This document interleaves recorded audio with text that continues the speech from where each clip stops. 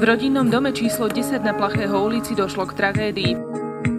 Česť pamiatky osobe, ktorá to nemala vždy ľahké, ale napriek tomu robil veci veľké, chcel dať nám vzdelanie, čo sa podarilo. Pamätám, ako to pred 4 rokmi bolo, keď ma ešte nepoznal a ja som sadol do lavice, nebol som pre ňo trolo a to u mňa vážilo ako plus. Tento človek si zaslúži aplauz od nás aj od vás, mne osobne pomohol na jeden raz, teraz pre ňo veľa vďačných fráz, bol tu s nami a naraz je preč, pri spomienke na ňo strácam reč, podržal nás vždy a v mojej mysli ostane navždy, jeho pre mňa rady stále bol plný optimizmu a dobrej nálady a tak sa pýtam prečo musel zomrieť, čo sa vlastne stalo pre vás, pán profesor, patrí moje solo. Boli to normálni, slušní, veriaci ľudia.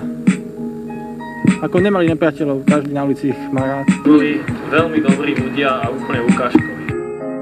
Ja viem, že sme neboli najvzornejší študenti, ale pre ňo skoro ako kamaráti, lenže čas sa už nevráti a zostanú len spomienky, fotky a v klasáku dobré známky, preto tento kus mojej lyriky z úcty dávam do tejto nahrávky, bez pretvárky píšem len to, čo cítim, zdávam mu rešpekt a viem, že sa nemýlim, lebo bol človekom milým, v kolektíve obľúbeným a to si cením, ja ale aj všetci, čo ho poznali a takto je v tejto chvíli, že veľa myšlienok mi v hlave víri, prečo, za čo a vôbec na čo.